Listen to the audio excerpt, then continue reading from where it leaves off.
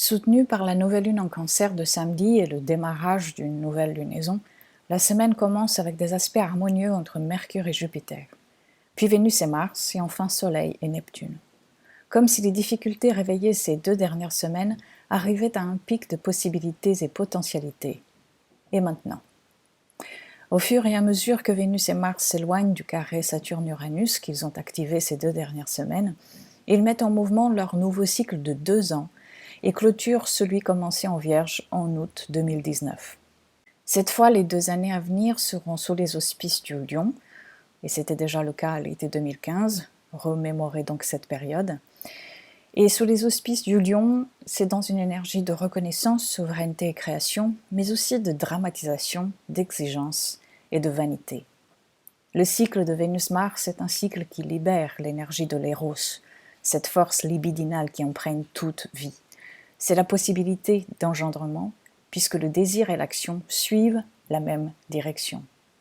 L'idée de valeur de soi, d'une création, ou les valeurs personnelles ou collectives, les questions de ressources, abondance et les questions relationnelles de tout type, amoureuses, professionnelles, familiales, etc., peuvent être mises maintenant au centre de ce nouveau cycle qui se prépare.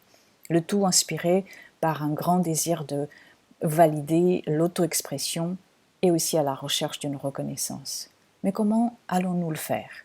Dans l'affirmation d'une exigence ou autorité fondée sur l'orgueil, ou dans un acte de courage, générosité, fondé sur le respect de soi, de l'autre, du vivant?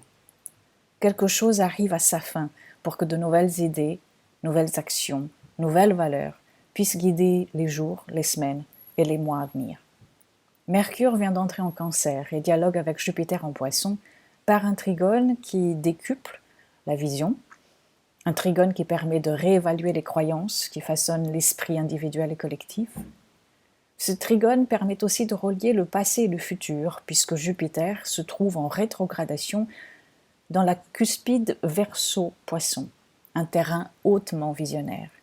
Ce trigone permettra peut-être de se projeter et de comprendre des bribes du futur qui toquent à la porte. Les rêves nocturnes peuvent apporter des messages. Dans la journée, ce sont peut-être des synchronicités ou alors des symboles auxquels il serait intéressant de prêter attention. Notre vision s'élargit et avec elle la possibilité d'une autre impulsion. Au trigone de Neptune en Poisson, le Soleil en Cancer accentue cette possibilité et commence déjà aussi à éclairer les zones obscures et les questions de pouvoir lorsque le week-end prochain il se placera face à Pluton.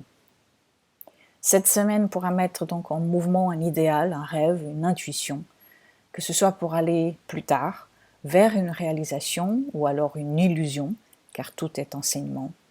C'est une semaine pour prêter attention à ce qu'on attire à soi et aussi ce par quoi on est attiré. La rencontre de Mars et Vénus se fait en Lion, c'est un signe fixe. On cherche donc à édifier une œuvre, à structurer et à réconcilier ce qui est opposé en nous et dans le monde, et qui passera par le fait de relier sa capacité de création et sa part de raison.